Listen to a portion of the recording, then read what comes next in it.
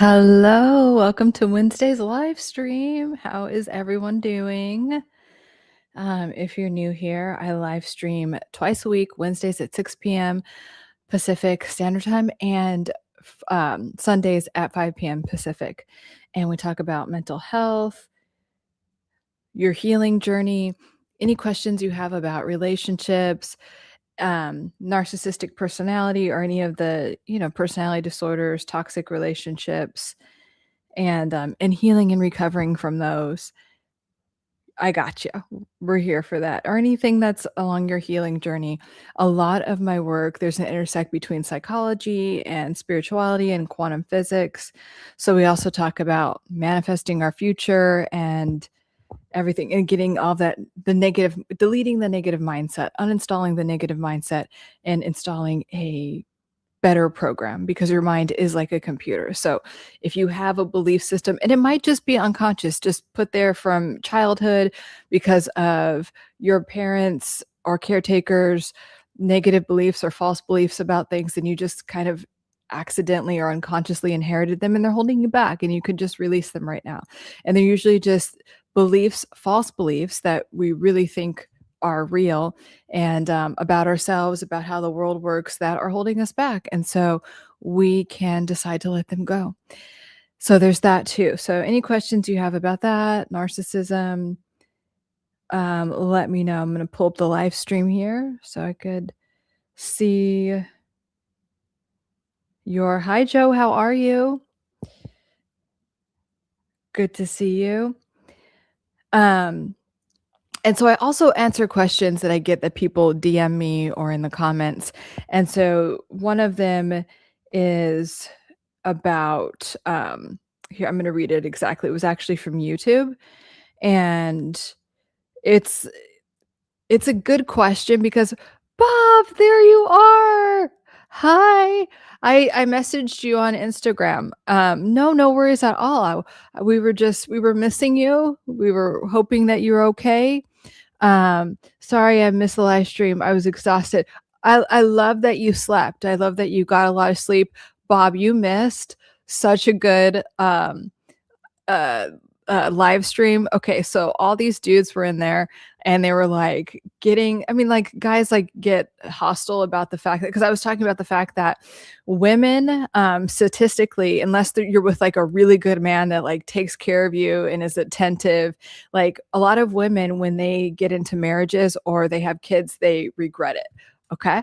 And so, or they just, and it's very like, a lot of women have so much shame about it, and they don't talk about it. And so like there's, especially I see it more on TikTok, like women are actually starting to talk about it because men don't lose their identity and their body doesn't change. And then sometimes men, they just get like more into like they're a little bit more selfish. And so, but like the women that have the best, like do not regret getting married or having kids, are the ones that have like the best, very attentive husbands, like complete provider, protector, understanding. And it's like not a lot of men are like that. And so many guys were getting so upset, like, oh no, women have more satisfactory lives, blah, blah. And I'm like, it's just not true, especially as you get older. Like I just hear it all the time from my clients and friends that, they're like, I love my kids, but I would rather be in your situation where, I'm not married and I'm single and I, have a nice life. So, men do have to, make it worth your while, I guess. But men do benefit. Men, their satisfaction in life goes up, and they can make more money. They're more confident when they are married. Like marriage is really set up for men, especially in this modern era. It does benefit men more than women statistically. It just does. And so I had some guys like really get triggered by that, and I thought it was funny. But so yeah, that's what we missed. We missed you, Bob, but we're so glad that you got a lot of sleep and you're doing well. Oh no, don't worry about it. I wanted to make sure you're okay. I didn't know if you were moving or what, but like, so happy to have you here. And anytime you need to go to bed early, like, um, please do that. No, we so appreciate you being here. Just got back into the to the States. Nice, J-Ro. Where were you traveling from? Joe says, doing good. How are you doing? I'm doing well. Just feeling really good. Clients are doing well. Yeah, having a good time. I actually did an interview with one of my clients that's also a coach. She's been a client for a while, and she's just like so freaking amazing. And so we did a live stream on TikTok, and I'm going to upload it to here on YouTube soon, because she's just so great, and we just had like a very vulnerable talk like we always do. I've posted about with conversations with Coach Brittany before. So yeah, if you're looking for a coach, she's and you don't want to work with me, Brittany is amazing. Jojo says, hello, Lauren. I will only be listening today. I'm in pain. Oh, I'm sorry. Surgery 4 days ago. Ugh. We're sending you healing vibes, Jojo. Sorry that you're in pain, but yeah, get a lot of rest, stay hydrated. But glad you're here. And so this question I got is, can someone be a narcissist without doing it on purpose? Like they've grown up that way and just keep doing those things because it gets them what they want in life, and they don't realize that they're doing. I'm putting the quotes around it, but it's like they don't realize they're doing it. What it does to other people. First of all, they completely realize what's going on. This is a tactic that narcissists do. They pretend like they don't know what's going on, because narcissists do not take responsibility for anything. They do not like taking accountability for any character defect or anything that anyone else has a problem with. No constructive criticism, nothing like that. They're not about it. So they're going to, what it will appear to you as though they don't know what they're doing, or they're not aware, or they can't. They are fucking aware. They know. They have gotten enough feedback at any point in their life to know that what they're doing is repulsive in some kind of way, literally meaning it like makes people retract from them, or it's frustrating or upsetting or triggering to people. They are aware of it. They are pretending to not be aware of it. And so, and then some people believe it. They're like, oh yeah, they're not doing it on purpose. And that's just how they are. And that is why another defense mechanism that they use to not take accountability is like, well, that's just how I am. That's just how I am. And so if they say it enough, you'll just be like, oh God, that's just how they are. And you will excuse their behavior. No. I mean, what if someone was like, I don't know, on trial for murder, and they're like, I don't know, I just like to kill people. That's just how I am. No. And like, that's an exaggerated example, but the point of relationships and evolving and being a functioning adult in society is to take feedback that you get from the outside world and integrate it into your life experience, and be able to be like, oh, okay, maybe that wasn't my intention. Or, okay, you know what? I've gotten this feedback a lot. I've heard this a lot. So maybe it's time for me to modify my behavior, and then do so. So, but narcissists, they just find new supply, find new enablers. And if you try to call them out, they will ignore you, act like they have no idea what you're talking about, or get upset, or they'll just leave and then find new supply that will just enable their behavior. And so, yeah, they do realize what they're doing. And, I understand having trauma, right? I have a ton of trauma. Bob has some. A lot of people in here, a lot of people that watch my content have trauma from the past, and that does not give you an excuse to be a shit human or act like shit. It just doesn't. Okay. So yeah, you might have grown up a certain way, but it's not an excuse to act a certain way. And that also extends for like certain cultural things that are just disgusting, racist, abusive. It's not, I don't care if you've just grown up that way. Like, it's time to, I just grew up certain ways that I would never behave now. Like, I just, that things that my toxic, parent was just like, oh, well, that's just how it is, because she wanted to excuse her behavior. I would never behave that way, because I've grown and learned, and I want to be a loving, functional human in society. So that is the answer to that question. And then speaking of what I was just saying about up and leaving, that is another defense mechanism that narcissists do, and they just act like, well, that's just who I am. But here, they do this specific thing when you are completely right. When you are completely right, you call them out on something, they just go. They just leave. They just get up and leave. And I actually recommend that you guys do this in a calm way, like, kind of stonewall, or just not, or just not stonewall, but like, you could just look at them, look kind of bored, and then look away. But when you call out a narcissist on something that they have clearly done, they're getting all upset, and they're just like, and they might not say anything, or they might say something, and they just storm off, and you're like, whoa, whoa, whoa. Hey, where'd you go? Like, and it's only because you were correct about something. I was just talking to a client who, his narcissistic ex, he heard a story about his narcissistic ex doing this. They were on a trip, and how do I say? I don't want to be. Let me keep it more vague. So yeah, he was hearing the story about his narcissistic ex. She was on a trip with a group of people. One of the people called her out on something, or just like made a comment about a way that she is, and the next day she flew out from where they were on one side of the country to the other side of the country. She went home. And everyone's like, what happened? And really what happened was she got called out on a behavior, and she didn't like it. She had no defense. So she freaking up and left.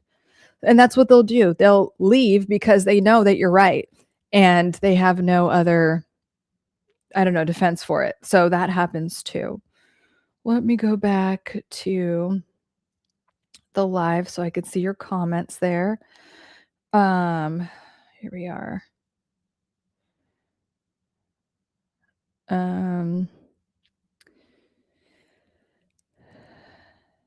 Wadan, so glad I stumbled across your channel. Subscribed immediately. I've got a real talent for this.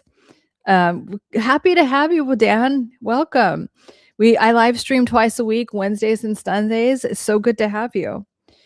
Bob, I had a narcissistic ex once pretend she had memory loss so she couldn't be held accountable. Was mind-boggling. Oh my God. I actually haven't heard that one. I've heard something less like, oh, I'm very forgetful. I'm so forgetful. But like actually feigning memory loss, I mean, that's a good one. And then, when they do that, you could just, I recommend just being like, you don't have memory loss. Let's keep it real. You don't. And I bet you they don't have memory loss when it's something important to them. Let's say you forget something that is important to them. All of a sudden they remember that shit. That's hilarious, Bob. Oh my gosh. Joe, your nails look ultra great. Thank you. This blue, it's just making me, it's a happy color to me. Avian. Hi, Avian. How are you? Good to have you here. Let's see. Yeah, how's everyone's week? I know, right? Like, talk about a Hail Mary play. Wow, that is funny. And like the depths that a narcissist will go, it's actually not that difficult to take accountability. You grow as a human, but narcissists are so committed to not being accountable for their behavior that they'll blame you, they'll gaslight, or blame shift, they'll spin it to make a whole other situation, or just make some shit up, like literally rewrite history. I think it's either annoying or kind of funny, but the more that you ignore it, and it really is, it's that simple, but I know it can be triggering, but the more that you can just walk away from it, you won't attract those type of dynamics anymore, and you will deactivate that defense mechanism. It's like, oh, what they think is like, that's not going to work on that person. And then they kind of lose interest in you. They're like, let me find some supply where all my shit works on them. Because all you are is supply to a narcissist. And I'll keep reiterating it because that's one of the most difficult things for people to really understand, because in the love bombing phase, you were just made to feel so amazing and you're the only one and you're this and you're that. Or even if it's a work situation, like, oh my God, you are the most amazing employee ever. You know what? You're going to run this company all of a sudden. And then it's like, droop. And then you fall from grace and you fall really hard. And it's like, what happened to the person that thought I was amazing or that I fell in love with? And nope, you're just supply to get whatever their needs are, their drama needs, anything that they actually want. Joe says, doing good, relaxing after work. We love that. We love relaxing after work. Yeah, kick your feet up and chill. So yeah, let me know and let's celebrate our wins. Okay, so Bob has a win. He got a lot of sleep the other day. And like, I think in this last live stream, we're also talking on Sunday. It's funny, Bob, that you were sleeping, because I was talking about the importance of sleep and someone asked about napping. And I'm like, yeah, fuck yeah. Like, nap if it's conducive to your system. But 20 minutes, what they say is 20 minutes or 90 minutes and no more than that, and before 3:00. And so I've had that really be effective for me. Some of the best, most successful people in the world take a 20-minute nap, and they're like, the idea comes to them. They had the inspired whatever connection that they needed to put X, Y, and Z into place. So I do think it's really good for the brain, but also it puts your brain in a theta state. And so when your brain is in a theta state, you're thinking from a different place. That's why the creative, like, you've been asleep and it's like, oh, I have a really good idea for something. That's because your brain is in a theta state, and the logic isn't like, oh, are you worried about this? Remember that thing that happened 10 years ago or whatever? Like, it's none of that. It's on a deeper level where creativity can emerge. And a lot of artists or creatives, they talk about that. They're like, okay, hold on, I don't have a pen and paper. Like, the ideas are coming in, but their brain is actually primed to a theta state. And you can get into a theta state, one, by napping, like especially a 20-minute nap does that. And you can do it by meditating. You could do it by the Silva method. The Silva method talks a lot about that. Like, okay, we're dropping into like 3, 2, 1. Okay, now I'm in a theta state. Now I'm in an alpha state. Now I'm in and they have some good free stuff on YouTube. But even if I would recommend getting the Jose Silva, it's called Method to Mind Control. It sounds weird, but it's the Jose Silva method. And it's these quick meditations that rewire your brain to get you into an alpha state when you need to be in a theta state. And those are that's why I talk about the Silva method all the time, because I just think it's such a concise and precise method for really getting into those states that you need. And then when it's time to sleep, boom, relaxing into sleep. And then I talk about the 3-finger method a lot. Like, you associate, you get into a calm state, then you start to think of a place that's very calm and serene, that makes you feel so regulated and peaceful. You put your 3 fingers together and you say, okay, this, every time my 3 fingers are together, I'm in this peaceful, calm state. And it rewires your brain to do that. It's called an anchor. So I can't say enough great things about the Silva method. I very much appreciate it. You don't need to buy some fancy course like it is on, Mind Valley or whatever. I've taken that course. The books and the audiobooks are just fine. Sorry, not to put it down, but I'm keeping it real with you. And as someone that is, I'm a business owner in the mental health and self-development field. So I invest in a lot of courses, and I will sing the praises of courses that I think are worth it. I don't know. Mind Valley does have some good courses, but the Silva, that's the one he kind of promotes the most because he put the course together. It's just okay, in my opinion. That is my opinion. Bob, yeah, I had been sleeping poorly last week with stress from the move and finally just passed out. My body decided it was time. I freaking love that. I actually had a lot of trouble sleeping last week, and I was like, what is it? And then I opened my TikTok and they were saying because we had an eclipse, a solar eclipse, right? And then there's a lunar eclipse tomorrow. And then I guess when there's a time between eclipses, it makes everyone like anxious and you can't sleep and you get anxiety. And I'm like, maybe that's true because I don't know, I don't get anxiety and I'm like, why am I feeling like I did when I was in college, like anxious and I couldn't sleep. So I'm like, you know what?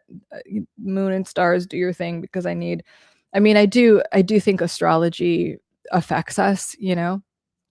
Um and you know what they say, like most very successful people, multimillionaires, centimillionaires, and billionaires, like have astrologers. Like President Reagan had an astrologer, and he planned things around astrology. So it really does have a significance. But I was like blown away about like how anxious and like how I couldn't sleep this past week. And last night I slept like a baby, like a little baby, and I loved it. My sleep is so, Avian says. Sometimes I have trouble sleeping. Yeah. Bob says, I feel that, Avian. It can be rough when you don't get enough sleep. Avian says, I go to bed on time. However, I get up at 6 hours. I get up after 5 or 6 hours around past midnight. I get scary nightmares and wake up in the middle of the night, and it's hard for me to go back to sleep. Okay, that is good information. I think that I'm glad you shared that, Avian, because that I think is true for a lot of people. So what I want, and this is something I've shared with clients before, if that is the case for you, if you know, have trouble sleeping or you go to bed and then you wake up in the middle of the night and you have like an anxiety state, you have nightmares or everything, before you go to bed. So we're going to do something that's called what I call like mental energetic showering hygiene, right? So you take a shower, you brush your teeth before bed probably. So we're going to do the internal hygiene. And so what you could do is, and this could just be part of your bedtime routine. So as you're falling asleep or when you're in bed, just imagine a light. It could be any color, any pretty color. It could be white, gold, blue, something soothing that's coming over your body and then inside, like just filtering through every part of your brain, all the muscles in your face, like everything all throughout. And like as the light is coming down, it's relaxing everything. So all the way down through your hands, through your abdomen, all the way down through your feet. And it's just completely cleansing away any stress and relaxing you. And you could just thank the light for that. That's the first thing you're going to do, is just be like, oh, this light is relaxing every part of my body. And it's literally taking away any stress, conscious stress or subconscious stress, unconscious stress. Thank you, light. Thank you for taking it away. Thank you for cleansing every part of my being in that way. And now I'm like happy and relaxed. And then tell yourself before you go to bed, I'm safe. You could imagine, if it helps, like imagine a bubble. Some of my clients like imagine a pyramid that's over their house and their room or bed, like, but something that's enclosed in like a safe little bubble, like a little safe space for you. And it's like, I'm in my little safe space bubble as I sleep. And I'm very grateful for that. And nothing that disrupts my space, my sleep gets to come in. So I only am allowing energy that supports me having restful, deep sleep gets to come into my energy field, my room, my bedroom, and my home. So it's only very cleansing, peaceful energy. That's the only energy I allow into my room, into this space as I sleep, and just say thank you and then fall asleep. Try that and see what happens, guys, especially if you're having anxiety type of things, because everything's energy, right? So if you actively and consciously declare, like, I am no longer available for anxiety and this type of energy, especially as I sleep. I only have energy around me that supports me having a blissful, wonderful sleep where I wake up well rested and ready for the day tomorrow. That's the only energy I'm allowing into my space, into my bedroom, into my home as I sleep, and just say thank you. And then that's it. And you're just in your safe little space that you created. Do that and let me know how it goes. Check in with me on Sunday. That's been very helpful, like little nighttime routine that I've given my clients. It's been very helpful to them. Lauren, for some reason, foggy nights are really peaceful and help me sleep. I love that. I love some fog. And I love foggy days too. I like overcast. Um, Avian, last time I had a nightmare in my sleep of a scary car collision. Okay, well, I'll check out. And then Bob says, I don't know what qualifies as night terror versus nightmare, but I was briefly subscribed. Oh, how do you pronounce this? Prazosin, and it really helped me when I was struggling with it. Bob, rain has the same effect on me, Joe. Oh, I love sleeping. I go on YouTube and find rain sounds that have binaural beats behind them. So that rain sounds that have 432 hertz like in the background, because that's also very good for your brain and energy.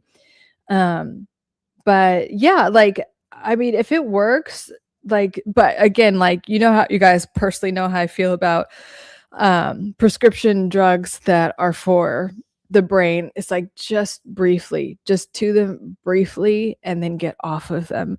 Especially with your sleep, because your sleep very much is connected to your hormones, and you don't want to develop hormone imbalances, which happens with a lot of the drugs for that they prescribe for like psychiatric drugs. So, but if it's very short term, go ahead and try it.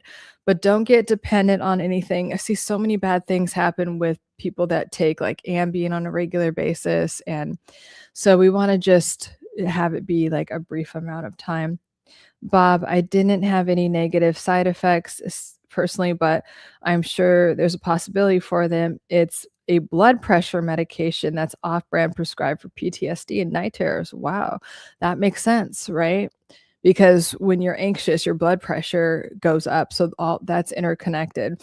And yeah, you got to be really careful. A good doctor will make sure your blood pressure is okay to begin with. So for someone like me, my blood pressure is naturally like on the very low side, just from I work out every day and have my entire life. So I have like kind of lower blood pressure, like lower than normal, I guess. And so I couldn't be prescribed that. And so just check. You don't know where your blood pressure is, but good to know. Thanks, Bob.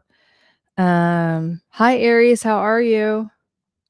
Bob, yeah, it wasn't long term for me, just helped me get through a tough time and found it to be surprisingly effective. That's the perfect use for any of those drugs that are for depression, sleep, anything like that for mental health. Just a short amount of time, and then we let them go, get back on track. My blood pressure is high. Well, let's do some deep breathing and drop your blood pressure. We also want to make sure you're eating well, going to bed at a decent time. And stress is the biggest thing for blood pressure, though. It really is. It's not salt. It's not even sugar. I mean, sugar is not that great for you, but I mean, large amounts of it aren't, but it really is stress more than anything. Aries says, doing great. Thank you for asking. I hope your day is great. Yeah, it is. It's been a great day. Just like I was saying, like, yeah, like I had like kind of a week that felt kind of foggy and wasn't sleeping well, and like just slept really well yesterday. And we'll continue to. Hello, Malik. I think I pronounced that right. Does anyone have any wins for the week? So I know we're halfway through the week, but does anyone have any wins? Anyone like anything that it doesn't have to be? I don't really believe in something being small or big, because one, we're usually hard on ourselves, but everything counts as a big win. But it's so important to celebrate them, because when we celebrate our wins, we create new neural pathways in the brain. And when you congratulate yourself for something, you get better at that. It creates momentum for that. You've seen this with kids or like toddlers. You're like, good job, good job. That's the reason you say good job to them all the time. It builds their confidence, and it actually helps them to develop that skill faster. And so we get to continue saying that to ourselves in adulthood, like, good job. Hell yeah, you did that. Let me check that off the list. And then we also get a dopamine hit from that, a healthy dopamine hit from that. So please feel free to celebrate your wins. Again, it could be, oh, I reacted more like calmly. I wasn't so hard on myself. I didn't listen to my inner critic and I did this instead. I was nice to myself. I went to bed a little earlier, whatever it is. And I will remind you again, we don't listen to our inner critic. One of the best ways to calm the inner critic, that's that voice in your head that's always judging you for some shit. And it's like it never calms down. And we think we are our inner critic, and you are not your inner critic. So what you want to do is notice when you're doing that. Notice when you're judging yourself. And sometimes the inner critic is coming in hot first thing in the morning. Okay. And that's why we get to calm the inner critic down. So the first thing that you're going to do is notice the inner critic and then be like, you know what? I'm not available to hear that right now. I think it's very helpful if you name the inner critic a name that you don't like. So, Karen, whatever it is, like, you're not allowed here right now. I get you're trying to sabotage me. I get you're very small minded and you can only think about the past and you could only think about you're a fear based scarcity person that's always operating from fear. I'm not. I don't operate that way. So please leave. You don't belong here. You don't go here. Get out. And being really stern with that person. And like you can also imagine your inner critic as like the opposite of what you want to be. So maybe like fat and hairy and smelly and whatever it is. And that has a name that you don't like. And it's like, you definitely would not listen to someone like that. And that's the point. I don't want you listening to your inner critic. Your inner critic is bullshit. Your inner critic is just trying to keep you small and sabotage you and keep you down. And sometimes the inner critic is like an amalgamation of all the negative messaging that we got from childhood, from our narcissistic parents, our abusive relationships from the past. So we get to release that. And the more you tell your inner critic no, and the more you tell your inner critic you are wrong, the more you weaken that inner critic. And then you create a new neural pathway that is about confidence and that is about competence and self-love and self-care and self-respect. And that is where we want to go. Because then we get to our goals faster, whatever we want for our health, wealth, relationships, career, even connection to God or whatever you call your higher power. All of that gets stronger when the inner critic weakens. So it's very important to disempower the inner critic, because sometimes the inner critic is in the driver's seat and we don't even know it. So yeah.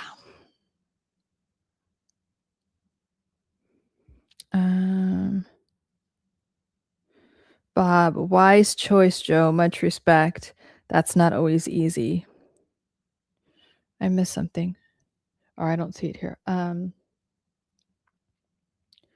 In order to have that, Aries, in order to have that, you have to be beside like-minded people. Yeah, or you can think that way. It's an internal, like what is it within is reflected without. So you decide that you embody those things, you have that perspective, and your outside world will reflect that back to you.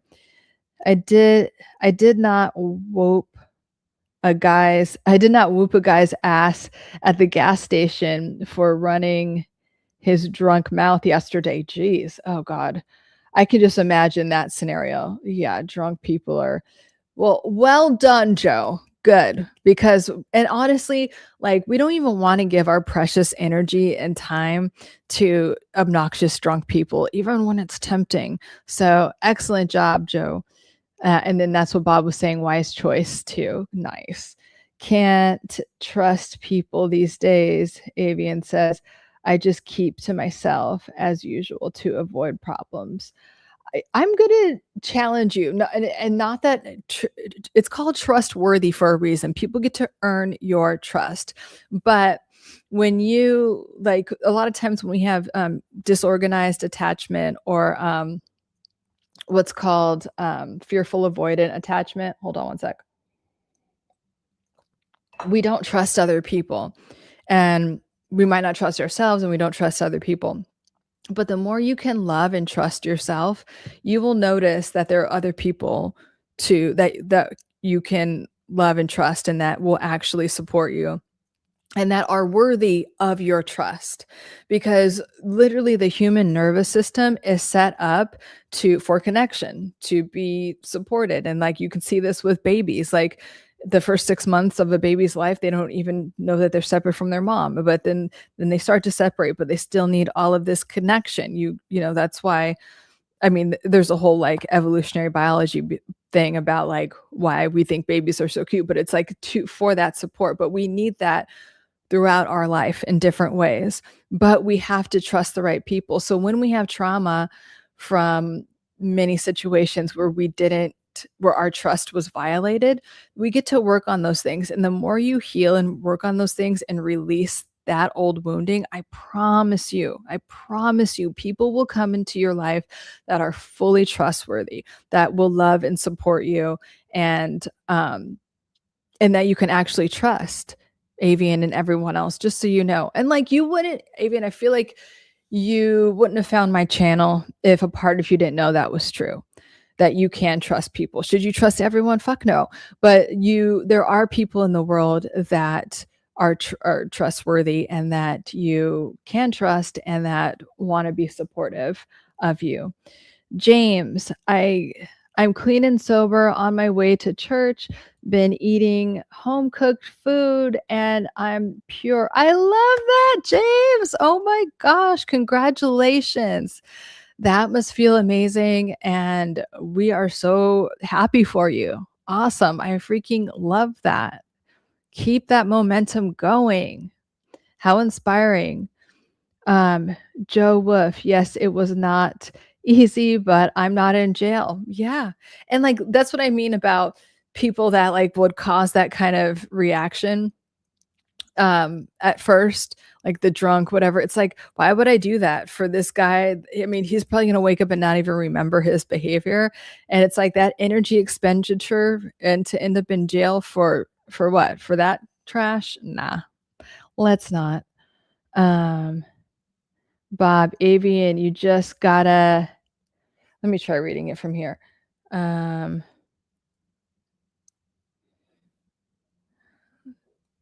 Avian, you just gotta find the right people who deserve your trust. Exactly. Exactly, Bob. Avian, true. There you go. It's pretty, I promise you, Avian, it's not that rare. The more, and like, it's so important to know that the stories you tell yourself will be reflected into your reality. Like that is how energy works. It's very literal. So if you keep saying, no one's trustworthy, no one's trustworthy, it'll be like, okay, the universe is like, sure, let me bring you more of that.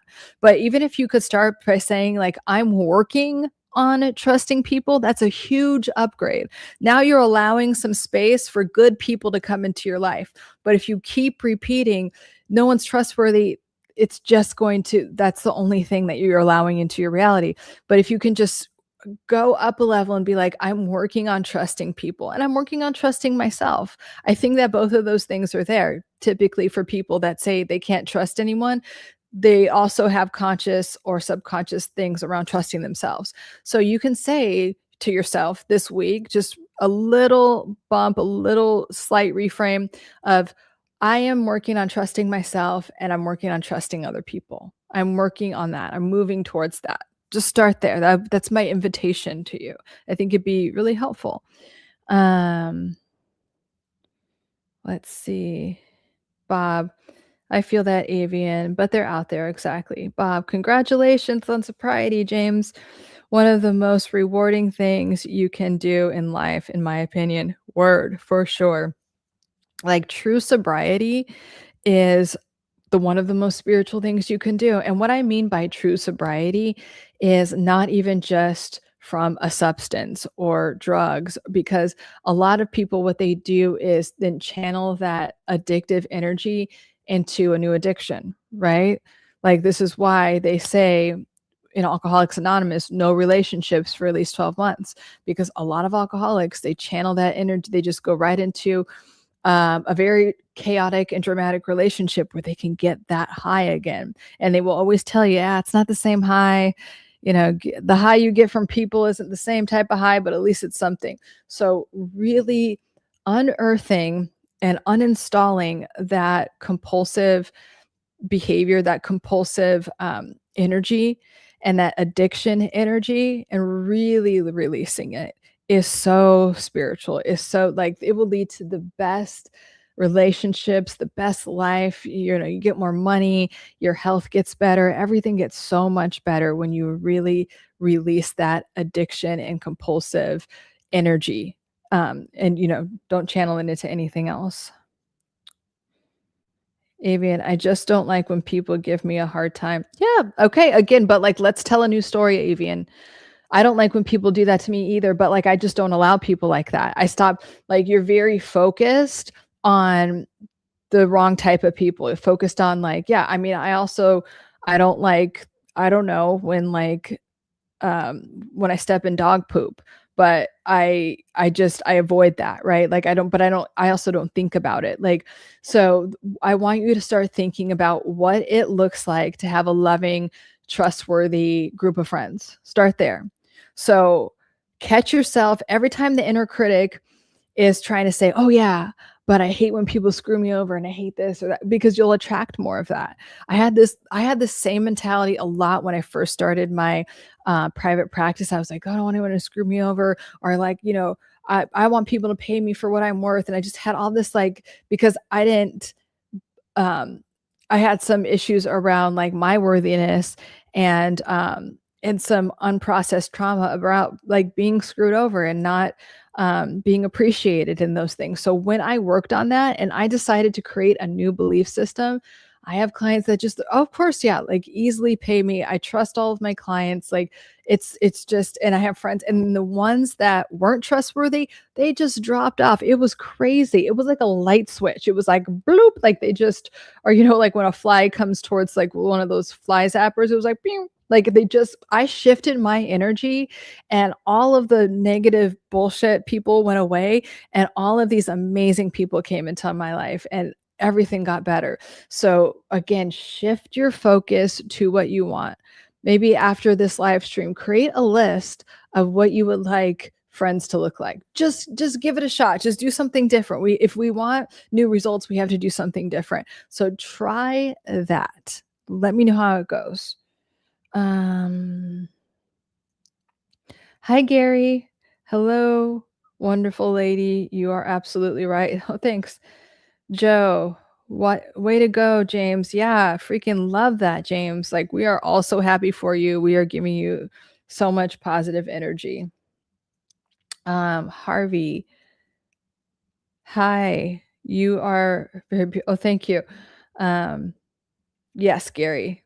We want to, your mind is so powerful. That is a big part of, what I feel passionate about. And I feel like my purpose in life is to help people understand how powerful their mind is. There are systems in place that do not want you to understand how powerful you are, and that you can literally create your reality with your mind. Well, they want to keep you in a fear state, like don't trust anyone, or, you only need to do this and trust this, or, and then eat these processed foods or whatever it is to keep you in a fear state. Because if you are in a fear state, your life is really small and you are easy to manipulate and control. You are, all someone has to say is like something scary or like that will put you in a fear state, and you're like, oh yeah, let me believe that. So if you understand, if you bring your power, if you call your power back to you and understand how powerful your mind is, and you can literally create anything you want. You can change your health, your wealth, your relationships, your career.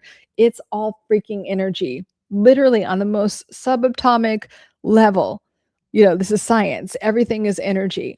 And, your heart, it's an electromagnetic field that can be measured way beyond like your arm's length. And the same with your mind. Your mind is always sending out electromagnetic impulses. They're real freaking things. This isn't some woo-woo shit, okay? Even though I think the woo-woo shit is like very valid and real too. But and it has also been scientifically proven, but they're the same thing. So you are like, do not be a sucker. Do not be like all sucked into the matrix and be one of these people that's just controlled. Okay, understand how powerful your mind is. If you want a new outcome, you can freaking create that. And I want that for you. I really want to see all of you guys win and to get everything that you want in your life and continue whatever it is. And then the next thing, and then the next thing. That's what you came here to do. You really are powerful creators, and don't ever forget it, and keep realizing that. Keep realizing, like, make it a game. Like, oh, okay, well, let me see if I could create this if I focus my mind on that. Let me see if I change my belief system about this. Maybe I don't need to worry about the how, because that will hold you back. Let God, the universe, take care of that. But I want to move here. I want to do this. Like, let's see how everything can fall into place. Okay? Just try it. You're so powerful, and I literally want the best for you. So just, even if you're like, this lady's crazy, just for fun, do it. Okay? Just do it. Let me know. Let me know what happens on Sunday. Let me know what happens next week when you shift your consciousness in that way.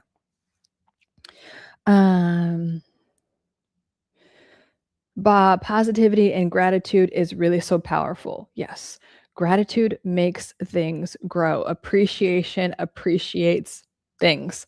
So if you have $2 in your bank account, you are so appreciative of that, and you watch that multiply by however much you want to.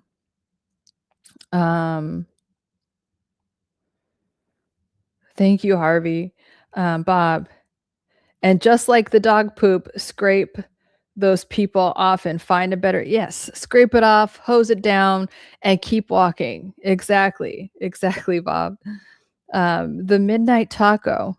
We are all winners. Yes, we are. Avian.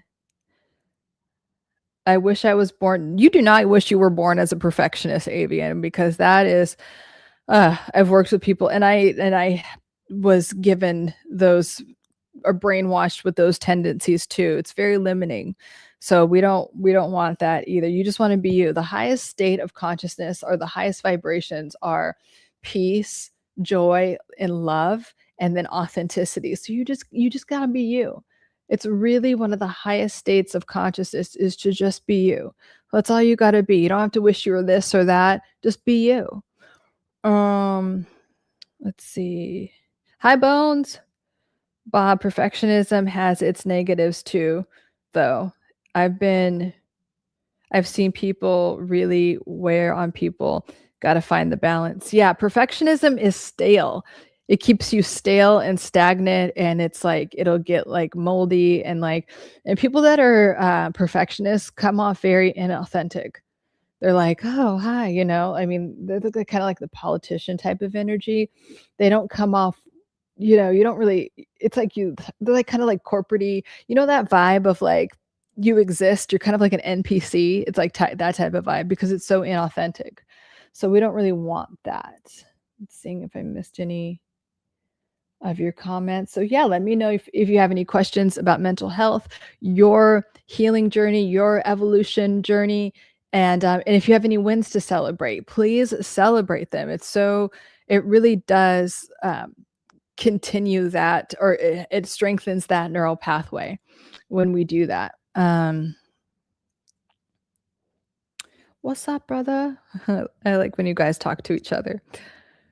What are we talking about today? Well, we're always talking about, Bones. We're talking about mental health, becoming the best version of ourselves, psychology with the intersect of spirituality and quantum physics, creating the best life for ourselves, rewiring our brain, how to not let narcissist or any of these personality types fuck up our lives forever, and actually level up from it. Not even just that, but like healing. That's why I call it healing and thriving from toxic relationships and narcissistic abuse, because it really is. It's telling you guys, I know that they suck. I know that they're such energy vampires, but when you can really recover and thrive and heal from a toxic relationship, it can be the catalyst to the best thing, like best era of your life. It could really be the best thing that ever happened to you. I have had so many clients and all of my course students say that. They're like, you know what? I'm grateful. I'm grateful for that fucking narcissist. I'm grateful for that borderline. I'm so grateful, because you know what?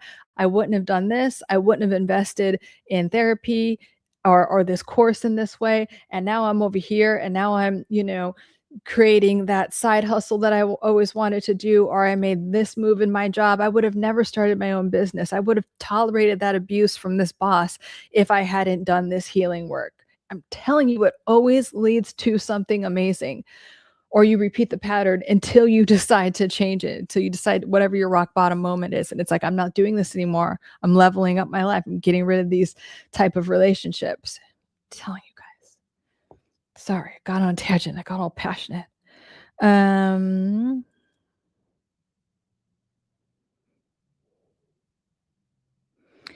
weather's been kicking your ass, Bones. Where do you live? Paint Guy Paul. I recommend get up and out for a 5-mile walk about your life and interact. Yeah, that's always great. We were just talking about that on Sunday, Paul, actually, about how the importance of moving your physical body. And then we're also talking about meditation. And I was like, I really think walking meditations are so wonderful, such a wonderful way to calm and regulate the nervous system and clear your mind if you can. And just being outside, and the meditation part is that you're just completely present. You're breathing. You notice if when your mind is wandering, you come back to the present moment. You notice how the wind feels, how the trees sound, how every little nature sound or traffic sound, whatever it is, sounds. You're just so present. How the ground feels underneath your feet, all of the things, the temperature. You're just so in the present moment. That's all. Your mind is clear. You're just noticing your environment as you walk, how your body feels, all of it. I love walking meditations, and yeah, walking is great. Bob, busy can be good, bro. I feel that the heat needs to. It's almost September. I know. Yeah, I don't even wanna it's gonna feel like a flex if I tell you guys the weather here, because, I mean, we're just starting to have, like, I don't know, it's been 80 the whole time. It's nice. Come visit California. Um, I recommend fishing. A lot of people really like fishing and think it's very therapeutic. I'm down, whatever you like. Avian, I just wish I had the ability to do things perfectly of what I am capable of doing. I think it has to do with OCD. Okay, 2 things. Again, in terms of reframing, I would reframe that, because that's just your inner critic saying like, "Oh yeah, you can't do anything perfectly." It's just your inner critic finding another way to put you down and make you feel like shit. And by the way, and I've mentioned this before about OCD. OCD is a trauma response. OCD is it's on the anxiety spectrum. It can be cured. You can let it go. It doesn't have to be something that follows you around your whole life. The more you let me do this way, the more you focus on your healing and decide things are going to be different. I'm working on releasing all of my OCD defense mechanisms, or all my OCD stuff. I'm going to release it. I'm going to decide that I'm not listening to my inner critic. Like the exercise I just gave you, if you actually did that, you would weaken your inner critic, and you wouldn't be saying things like, I wish I did things perfectly. That would be like, you'd be like, what the fuck are you talking about, inner critic? You wish you did things, but that doesn't make sense, because it doesn't really. It's just your inner critic trying to put you down. So the more you can commit to your healing, and the more you decide that you want to be better instead of listening to your inner critic. And I really mean that, because it can be a real addiction, like an unconscious addiction, to constantly complain about yourself and constantly judge yourself. It's a real addiction, and it could form like a victimhood addiction, where you're just so people that are addicted to victimhood, they just want to talk about the problem over and over again, and they just want to defend, they want to argue for their limitations, and that's all they want to talk about. And if you offer a solution, they'll tell you more about the problem. That is victimhood addiction. So we don't want to go there. So every time that happens, we want to shift back into a solution focused, and that's also a more like abundance mindset, right? So we want to keep shifting back into that. Bones. Yeah, keep the mind busy is a good thing, Bob. Yeah. Avia, my family has OCD. It runs in the family. It's not genetic. it's not genetic. It's a trauma response. Now, you can have OCD and, babies, children are like sponges, so they'll act like their parents. So in that way, it can run in the family, but there's no OCD gene, I promise you. And I promise you, you can I've gotten rid of my OCD, and I had like religious OCD. I had all kinds of OCD. So I'm telling you, and I have none of it now. And sometimes it'll creep up. I'm like, nope, no, we're not doing that. I'm not, and I did have to work on it, because you have to really be on top of I'm really committed to, I'm not letting this control my life anymore. But you can, but but that's what I mean. You can't just say like, oh, I'm this way because it runs in the family. But well, if you want to be that way, then be that way. But I'm saying like, you have to decide that you want a better life for yourself. We always do things in a certain way. Yeah. I mean, that's just how you were raised, but you could change that anytime, maybe. And I promise you, Bob, I'm definitely grateful for dating a borderline. Was so eye-opening. I needed that perspective to really reflect on myself. Yeah. I mean, all relationships are a mirror, but when you got that intense mirror, Bob, because you were ready for that. You were ready for that level of healing. And it could be a little gnarly, but you're ready for it. And it really did, you didn't go into victimhood. You didn't do any of the like deflecting. You're like, wow, I do this, and I don't want to be like this anymore. Okay. So like, bravo to you. Bob, I get you, Bones. Sorry, I missed that comment. Hi, Donald. Paint Guy Paul. Also cooking, plan your meals, new recipes. Yeah, we love that. Yeah. James was just saying that, like, being sober, cooking your own meal, like all the things. So we love that. Dougie Fresh. I dated a borderline for a little over a year, and she stabbed me 4 times by the end of it. Yeah, they get violent. They're so dysregulated and emotional that I've heard that are just like hitting. They get physically violent. I'm really sorry you went through that, Dougie Fresh. And please never talk to that woman again, first of all. And but I also hope that you did the healing after you get out of a relationship like that, I never want you to attract it again, right? So we don't want to have a pattern of attracting the toxic relationship in ourselves, because then we have something unconscious we need to look at. So hopefully that's a pattern that is in the past and we are letting it go.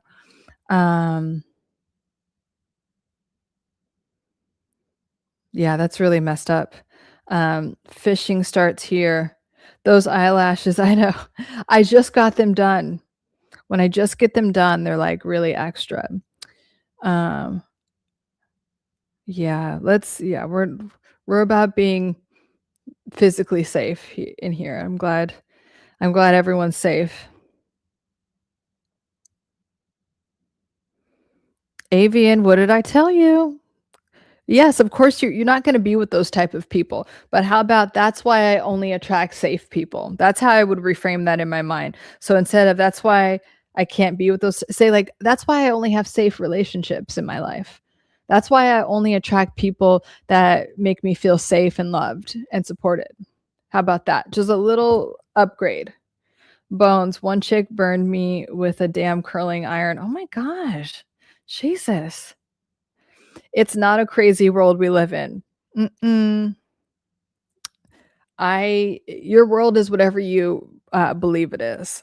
I believe I live in a safe, prosperous, loving, supportive world. And that's reflected back to me all the time. Abundant, luxurious, loving world. And that's reflected back to me. Dougie Fresh. Yes, hindsight is 2020, as they say. And I look for all those red flags that I overlooked. Exactly. Or I just let it slide because they were there. Yeah. I mean, yeah, it's just about learning, right? That's why I always say, after a relationship, and even if it's like a work relationship, whatever, it's like, what did you learn about yourself? And what red flags did you ignore? Just if you were super duper honest with yourself, if you were your friend and you're like, hey, I just want to be real with you. This is, like, what would you just, and we only do that. Hey, Brianna. And we only do that because we care. And it's not to make you feel bad or defensive or anything. It's like, what did you ignore? So, because I love you and I don't want you to do that again. I don't want you to go through that again. And so, if you're really real and honest with yourself, maybe journal about it, you can heal that and it won't happen again.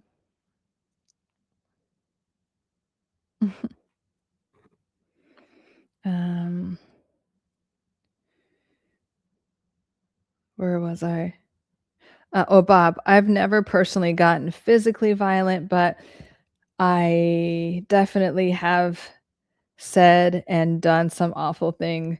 My splits tended to be more internal. Yeah, that happens.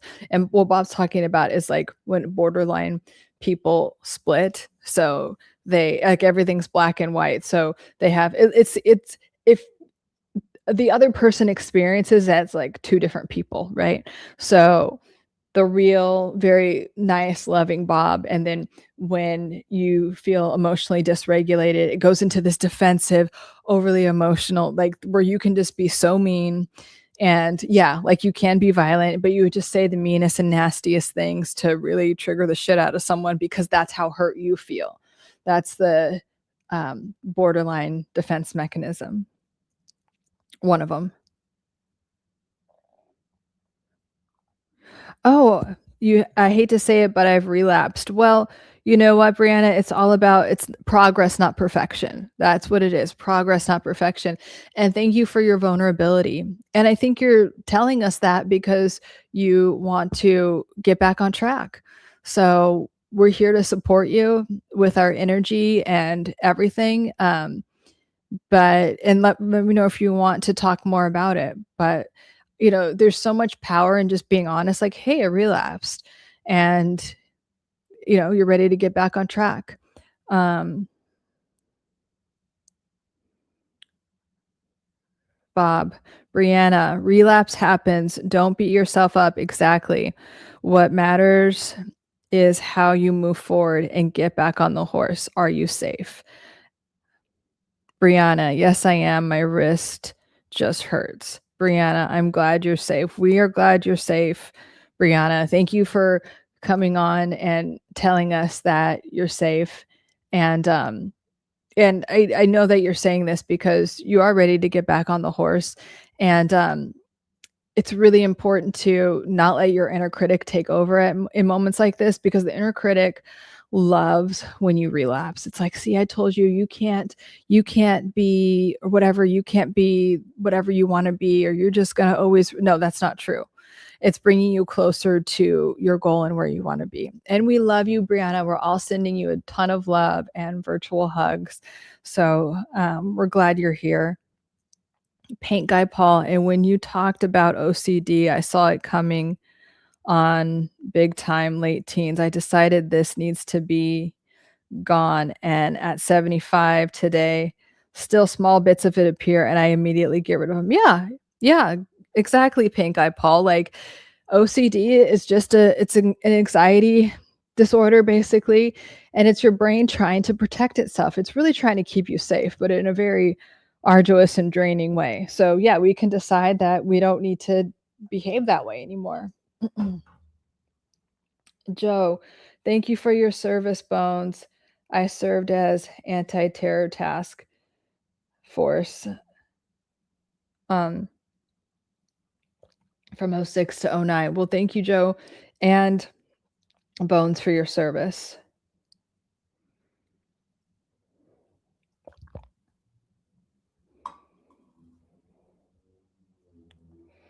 For some reason, I need to stop watching the news, and that is why. Yeah, stop watching the news. Again, the news is for suckers. The news is to brainwash you and to keep you small and fear-based so they can control you. Avian, don't watch the news. Yeah. Stop watching the news. Roger. Hello, Roger. Sahir. This channel is similar to Healthy Gamer, who Oh, cool. I don't know Healthy Gamer.